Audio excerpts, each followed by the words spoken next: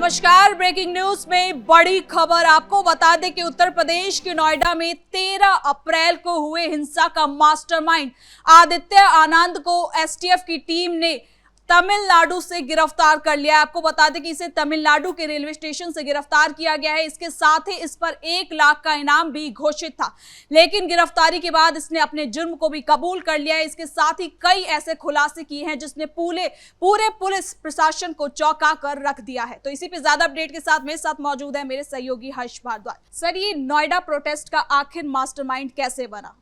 बिल्कुल, देखिए, आदित्य आनंद की गिरफ्तारी के साथ कई बड़े खुलासे हो रहे हैं और पुलिस की तरफ से बाकायदा जानकारी दी गई है कि आखिर इसने कैसे इस हिंसा को भड़काया और कैसे ये तमिलनाडु के अंदर जाकर छुप गया। हालांकि इसकी गिरफ्तारी रेलवे स्टेशन से की गई है क्योंकि यह कहीं छुपने तमिलनाडु के अंदर ही जा रहा था, लेकिन पुलिस ने गिरफ्तार किया और इसे यहाँ पर घसीट कर लाई और इसने अब अपना जुर्म भी कबूल कर लिया है कि आखिर इसने कैसे हिंसा को भड़काया था। दरअसल जो जानकारी मिली है वो 3 अहम जानकारियां मिली हैं जो कहीं ना कहीं चौंका देने वाली है। सबसे अहम जानकारी ये थी कि जो हिंसा की शुरुआत हुई वो इसकी तरफ से ही कराई गई। इसने क्यूआर कोड के जरिए 36 ऐसे व्हाट्सएप ग्रुप बनाए थे जिसके जरिए ये अलग अलग कंपनी के कर्मचारियों को भड़का सके और उन्हें कह सके कि 13 अप्रैल को आपको इकट्ठा होना है, 14 अप्रैल को आपको इकट्ठा होना है, क्योंकि 2 तारीख बेसिकली बताई गई थी, 13 और 14।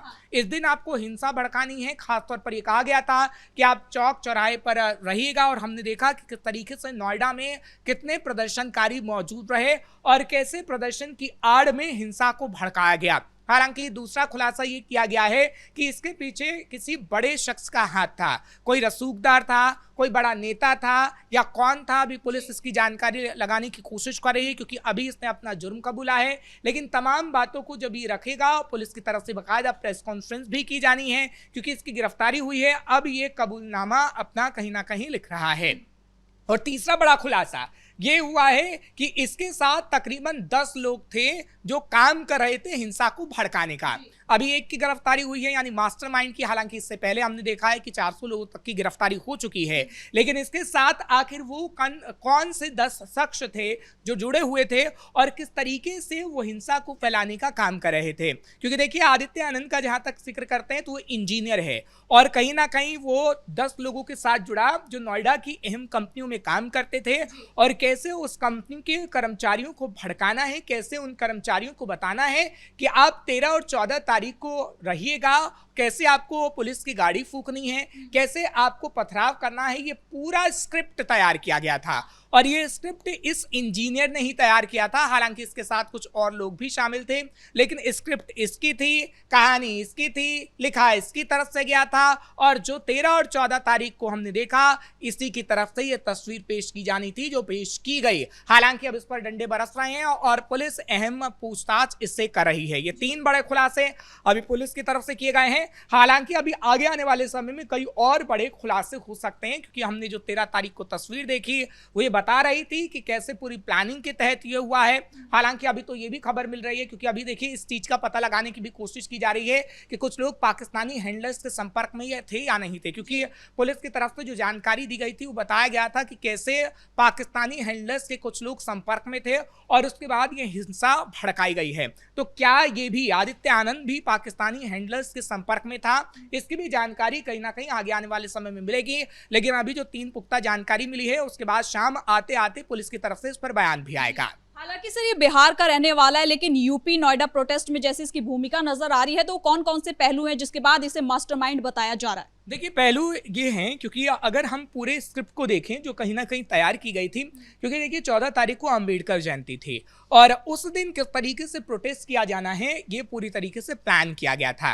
अब आदित्य आनंद के साथ पीछे से कौन था, क्या पाकिस्तानी हैंडलर्स के संपर्क में था या कोई ऐसा जुड़ा हुआ उसके साथ नेता था, कोई विपक्ष का नेता था, क्या था?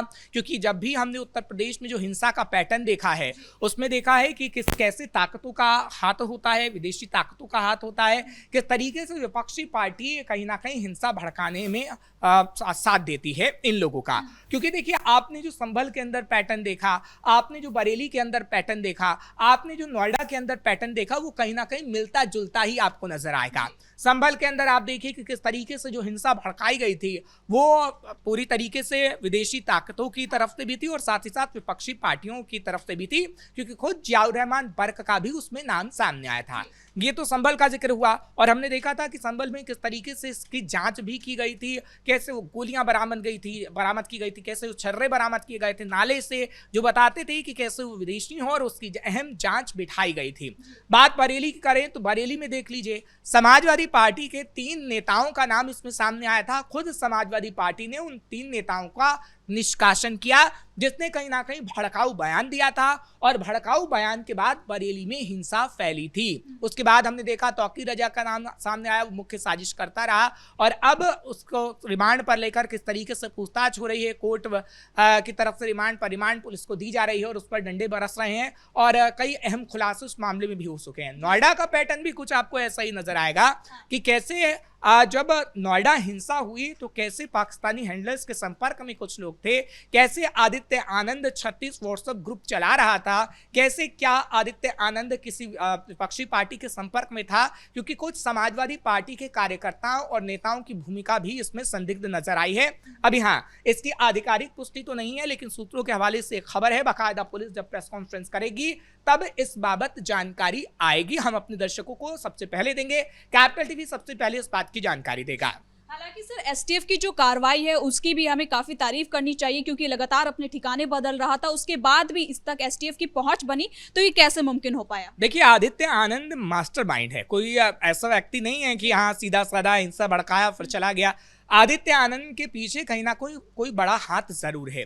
आखिर कैसे वो हिंसा भड़काता है, फिर कैसे वो तमिलनाडु तक पहुंच जाता है, क्योंकि देखिए जो 350 लोगों की पहले गिरफ्तारी हुई, फिर 50 अन्य लोगों की गिरफ्तारी हुई, 400 लोगों की जो गिरफ्तारी हुई है उनसे अहम पूछताछ की जा रही है और वो थाने के अंदर ही मौजूद हैं। आप देखिएगा कि किस तरीके से एक नैरेटिव फैलाया जाता है। आदित्य आनंद ने 36 व्हाट्सएप ग्रुप बनाकर हिंसा का एक तरीके से प्रोपोगेंडा रचा और नैरेटिव फैलाया कि नहीं, आप अपनी सैलरी को लेकर प्रोटेस्ट करिए। प्रोटेस्ट करने का तरीका था, तो कई जगह अभी भी प्रोटेस्ट हो रहे हैं, लेकिन वो शांतिपूर्वक हो रहे हैं। हम नोएडा की बात नहीं कर रहे हैं, अलग अलग राज्यों की अगर बात करें, अपनी मांगों को लेकर जो प्रोटेस्ट होता है वो अहिंसा पूर्वक होता है, ना कि हिंसा पूर्वक, जो तस्वीर नोएडा के अंदर देखने को हमें मिली है। बात अगर हम करें कुछ विपक्षी पार्टियों की, तो विपक्षी पार्टियों का हाथ हमेशा से ऐसे हिंसा में रहा है, और तो और अभी इसकी तरफ से खुलासे तो होंगे, क्योंकि इसको जो तमिलनाडु भेजने का काम था, आखिर वो किसने किया? क्या ये खुद गया या इसके पीछे से किसी का हाथ था? क्योंकि आप समाजवादी पार्टी के नेताओं का बयान सुनेंगी तो लगातार अभी भी ये कह रहे हैं कि देखिए, थाने में जिन लोगों को ले जाया गया है वो लोग अभी भी लापता हैं, उनका कोई अता पता ही नहीं लग रहा है। आप देखिए नैरेटिव कैसे फैलाया जा रहा है। सोशल मीडिया पर कुछ नेता ऐसे वीडियोस वायरल कर रहे हैं, जानबूझकर ऐसे जगह पर जा रहे हैं जिनसे पूछा जा रहा है और बाकायदा उन्हें पता है कि वो थाने में वहां पर है, क्योंकि जब पुलिस से इस बाबत जानकारी ली गई है तो पुलिस ने बाकायदा नाम लेकर बताया कि ये व्यक्ति इस थाने के अंदर है, ये व्यक्ति वहां पर है और उससे अभी पूछताछ की जा रही है। तो एक नैरेटिव फैलाने की कोशिश की गई है। तो सवाल ये भी है कि क्या किसी बड़े नेता का, जो विपक्षी पार्टी का है, उसका भी हाथ इसमें हो सकता है? खैर, ये सब पुलिस पर निर्भर है। जब पुलिस की तरफ से जांच की जाती है, उसके बाद जो जानकारी हासिल होती है वही हम अपने दर्शकों को बताते हैं। पुलिस ने जो 3 अहम जानकारियां दी हैं वो हमने अपने दर्शकों को बताई है। लेकिन आदित्य आनंद जिस तरीके से बिहार का वो रहने वाला है और वो इंजीनियर की नौकरी कहीं ना कहीं करता था उत्तर प्रदेश के अंदर, और उसके बाद आखिर उसके माइंड में कैसे आया, क्या उसके पीछे कोई बड़ा हाथ था, ये सबसे अहम सवाल है। क्योंकि आप देखिएगा आदित्य आनंद के अगर आप बैकग्राउंड को देखेंगी तो किस तरीके से वो बिहार से आता है, पहले 10,000 की नौकरी पाता है और उसके बाद वो इंजीनियर की नौकरी पाता है और उसके बाद लाखों कमाने का काम करता है। लेकिन उन मजदूरों तक वो कैसे पहुंचता है? क्योंकि देखिए, अगर मजदूरों की बात करें तो मजदूरों की मांगे तक मान ली गई थी। उत्तर प्रदेश सरकार ने वेतन में बढ़ोतरी भी की, 5 में से 4 मांगों को मांगा गया और वीडियो आज भी मौजूद है जब कहा गया कि बोनस आपको टाइम पे मिलेगा, आपको सैलरी टाइम पे मिलेगी, अगर आप छुट्टी के दिन काम करते हैं तो छुट्टी के दिन काम करेंगे तो आपका वेतन भी 2 गुना आपको दिया जाएगा। लेकिन बावजूद उसके जब ये सब चीज हो गई तब आपने देखा कि नोएडा के 101 सेक्टर में किस तरीके से प्रोटेस्ट होता है, फिर गाड़ियों को पकड़ा जाता है पुलिस की और उसके बाद पथराव की घटना भी सामने आती है। तो ये कोई 1-2 दिन की प्लानिंग नहीं थी, ये तकरीबन 5 से 10 और उससे ज्यादा की प्लानिंग थी कि किस तरीके से नोएडा को हिंसा की आग में झोंका जाए।